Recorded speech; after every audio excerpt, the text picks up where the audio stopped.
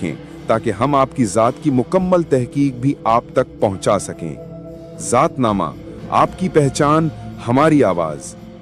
बर्रे सगीर की धरती हमेशा से जंगजू, किसान, ताजिर और सरदार खानदानों से भरी रही है। सदियों से यहाँ एक लफ्ज़ बार बार सुनाई देता है, राओ या राओ। ये सिर्फ एक नाम नहीं था, ये ताकत थी, रवायात थी, इज्जत थी। राव लक़ब के बारे में सबसे दिलचस्प बात यह है कि ये किसी एक कबीले या एक कुंबे तक महदूद नहीं रहा। तारीख के औराक पलटें तो पता चलता है कि ये खिताब कई तबकात ने अपने अपने दौर में इख्तियार किया।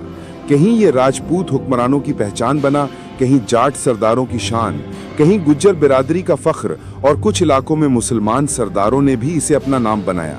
इब्तिदाई जड़ें संस्कृत से इस्लामी दौर तक। मुहक्किकीन के मुताबिक राव लफ्ज़ की जड़ें कदीम संस्कृत लफ्ज़ राजन से मिलती हैं, जिसके मानी है रहनुमा, हाकिम, सरदार। वक्त गुजरने के साथ इसके मुख्तलिफ तलफ़्फ़ुज़ सामने आते गए। राव, राओ, राव, रावल, रावत, ये सब अल्फाज मुख्तलिफ खित्तों में एक ही बुनियादी मानी रखते थे। सरदार यानी वो शख्स जिसकी बात हरफ आखिर हो।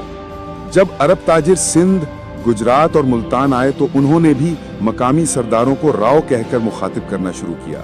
इस्लाम के दौर में बहुत से मकामी सरदार मुसलमान हुए, मगर उन्होंने अपने इलाके का कदीम लक़ब बरकरार रखा। यूं राव लक़ब हिंदू और मुसलमान दोनों मुआशरों में आम हो गया। राव लक़ब का सबसे ज्यादा इस्तेमाल इन इलाकों में पाया जाता है: राजस्थान, गुजरात, हरियाणा, पंजाब,